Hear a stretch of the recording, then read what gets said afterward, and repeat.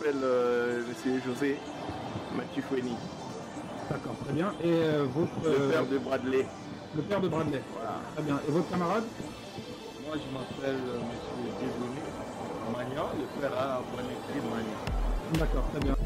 Les deux sont des défenseurs. Grâce à Papa Magnan, il les a amenés ici à Bobigny. Et moi j'ai aperçu qu'ils ont vraiment progressé tous les matchs, les entraînements, en tout cas on est là.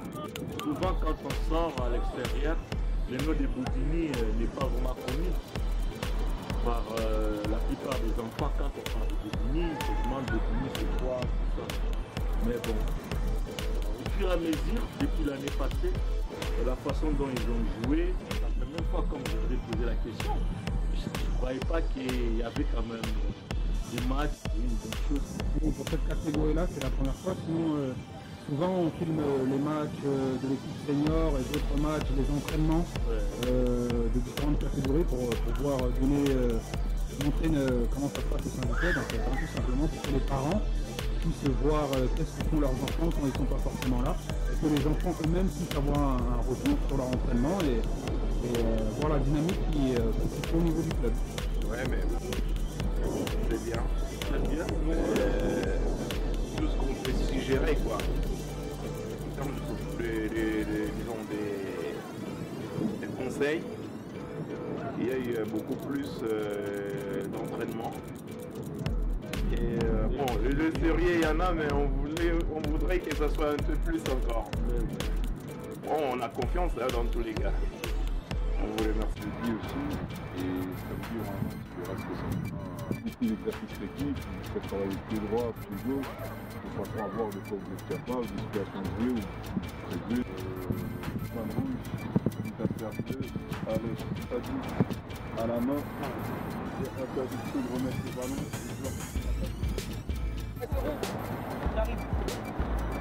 Je n'entends pas compter, je n'entends pas compter.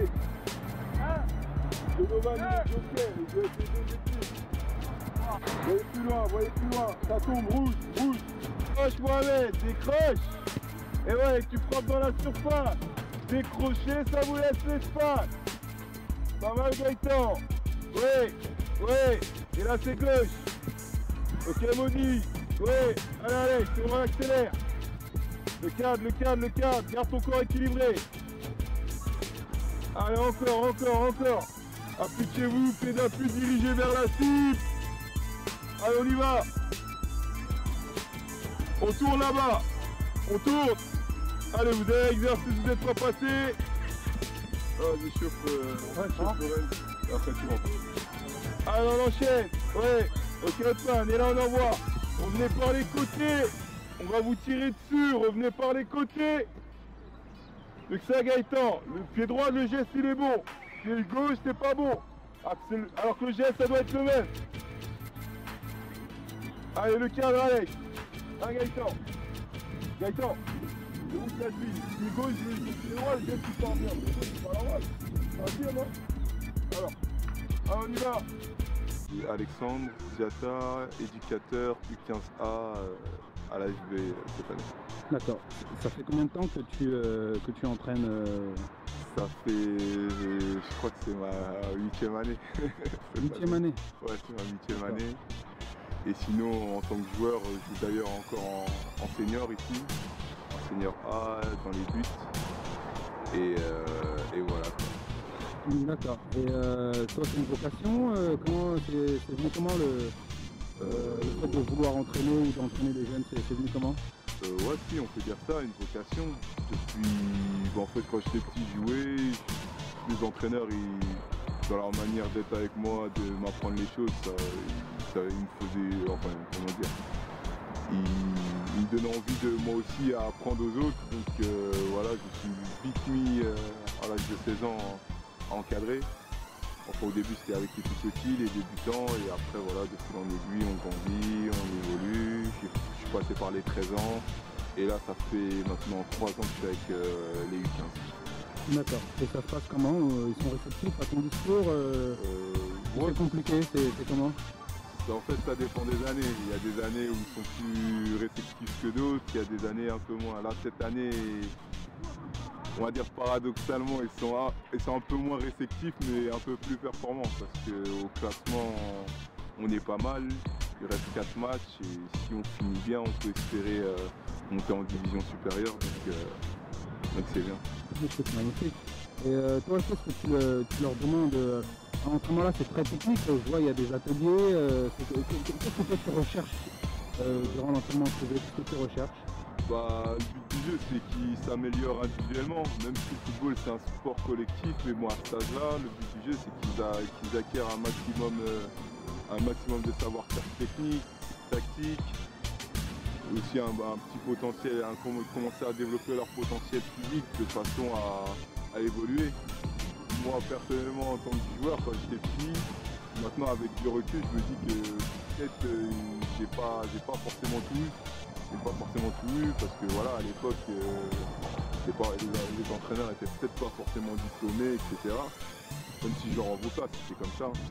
Mais voilà, et là je me dis qu'en me mettant à leur place, surtout que je sais qu'ils rêvent de pas mal de choses, de finir haut, de partir ici et là. Donc je veux pas que quand ils soient plus grands, ils se disent oh, j'avais comme coach Alexandre et ça l'a pas fait. je veux que voilà, j'essaie de leur apporter le maximum. Après bon, je suis pas chirurgien, hein. Un pied carré, on va essayer de le polir un peu, mais bon, je vais pas faire comme on dit deux chevaux une Ferrari, mais bon, si on peut en faire au moins un 306 cc, ça sera pas mal. Et toi en général, là tu as l'air assez cool, comme entraîneur, t'es comment avec eux? T'es strict, t'es sévère, t'es pédagogue, t'es plus pédagogue, J'essaie d'être le plus pédagogue possible, qu'ils essayent de comprendre le pourquoi. Des fois je vais hausser la voix, je vais hurler, mais qu'ils se disent pas Alexandre hurle parce qu'il est méchant. Il hurle parce qu'il pense qu'on peut faire mieux. Pour moi je pense que c'est plus facile d'assimiler quelque chose si on le comprend, si on essaie, si c'est de la répétition pure et dure et un peu bête et méchante, on n'avance pas. Je pense que c'est ce travail-là qui a à faire avec eux. Cette séance-là, spécifiquement, ceux qui ont l'habitude d'être avec moi, je les ai mis au repos cette semaine. Okay. Et j'en ai profité pour prendre ceux qui sont censés prendre leur place l'an prochain, de façon à commencer déjà à bosser pour être aussi performant l'an prochain. Ouais, c'est super intéressant, mais ça, c'est la première fois que tu le fais ou tu le fais souvent ou Avec moi personnellement c'est la première fois, ils ont déjà commencé avec d'autres coachs à faire quelques matchs amicaux de façon à jouer ensemble, de prendre quelques automatismes, mais aussi de voir les forces en vigueur pour l'an prochain. Et voilà, on fait comme ça. D'accord, ça c'est une consigne au niveau du club en fait, ou c'est une consigne, enfin c'est quelque chose d'individuel qui t'est venu, que tu as voulu mettre en avant, ou c'est une consigne collective en fait au niveau du club? Non, c'est une consigne collective. Après, sur certaines catégories, on peut se permettre de le faire. Moi, avec les U15, parce que je sais que les U13 en dessous, ça joue rien de spécial. Et l'équipe B aussi, où il y a pas mal de première année qui seront deuxième année l'an prochain, ne jouent plus rien aussi. C'est pour ça que quand je laisse mes joueurs au repos, les deuxième année, on peut se permettre de faire ça. Et après au-dessus, je pense que c'est une consigne globale, c'est donné à toutes les équipes du club. Sinon, il n'y a pas de problème ni d'aide, ni d'aperçu par rapport aux autres. En milieu, si je suis gardien, j'adore jouer, dès que tu peux jouer, je joue. Et les consignes, elles passent assez bien. Et même au contraire, des buts, un gardien de but, tu vois beaucoup de choses, donc il analyse beaucoup en général, et je pense que ça aussi, ça m'aide pour entraîner les petits et faire les meilleures séances possibles. C'est progresse. Ok, super. Qu'est-ce qu'on peut vous souhaiter pour la suite de la saison et l'année prochaine? Comme on dit, les 4 derniers matchs, de façon à finir dans les 2 premières places qui nous permettront de montrer en DH. Bon, ça se dit pas aussi, mais bon, c'est que le premier, on est premier de Zéco, mais deuxième au l'avérage particulier, que le premier perd aussi, même si je les aime bien, de façon à ce qu'on fasse premier, toujours plus présent de finir premier de championnat que deuxième, et que voilà, que la FB grimpe encore d'année en année, ça serait super. Ok, bah écoute, je te remercie et puis je te souhaite une bonne continuation avec ton équipe et je ferai en sorte, j'espère pouvoir venir prochainement vous filmer lors d'un de vos matchs, quoi, en fait. Ok, pas de souci Alexis, merci à toi. Merci Alexandre. Et à bientôt. Ciao.